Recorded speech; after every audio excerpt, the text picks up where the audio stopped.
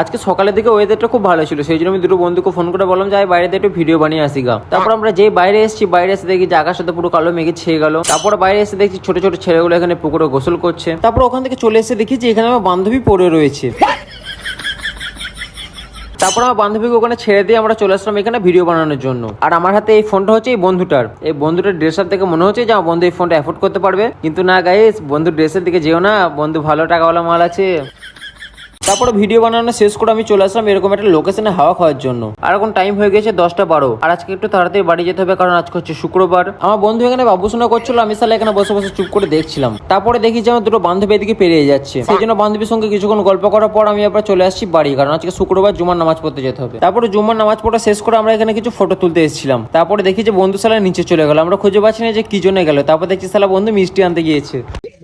কি পে সব মিষ্টি এখানে চলে এলি নি।